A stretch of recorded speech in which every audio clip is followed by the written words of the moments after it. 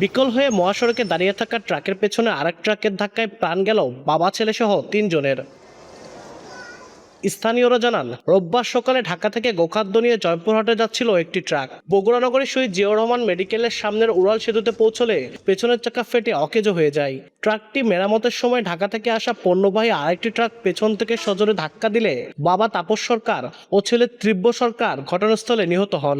খবর পেয়ে ফায়ার সার্ভিসের সদস্যরা আহত ২ জনকে হাসপাতালে নিলে চিকিৎসাধীন অবস্থায় আরও একজনের মৃত্যু হয়। গাড়িটা ঠিক করেছিল, আর ওই গাড়িটা ছিল ঘুমে, ওটা আসা পেছন থেকে ধাক্কা দিয়েছে। দৌড়ে আসে দেখি আপনি 2 জন আহত হয়ে পড়েছিল। সেই 2 জনকে গাড়িতে তুলে দিয়ে মেডিকেল হাসপাতালে দেওয়া হয়েছে। সকালে তার ছেলেকে বলছে যে চাকাটা নিয়ে আসো। নিয়ে আসার পরে যখন ঠিক করতে নাই এমন অবস্থায় পিছন থেকে ঘুমের কারণে নাকি পিছনে ট্রাকটা আসা মারা দেয়। একটা ট্রাক অকেজো অবস্থায় ছিল, সেটা মেরামতের কাজ চলছিল, সেই অবস্থায় পিছন থেকে একটা ট্রাক এসে সজোরে ধাক্কা দিয়েছে। আমরা ঘটনাস্থলে যেটা দেখি যে 2 জন স্পট ডেড। ধৈর্যের সাথে আমরা 3 জনকে রেস্কিউ করছি। দুর্ঘটনার কারণ জানতে যথাযথ পদক্ষেপ নেওয়ার কথা জানায় পুলিশ।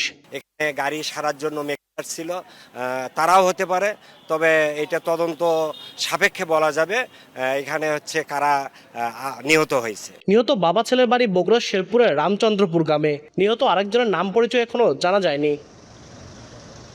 আব্দুল আওয়াল, সময় সংবাদ, বগুড়া।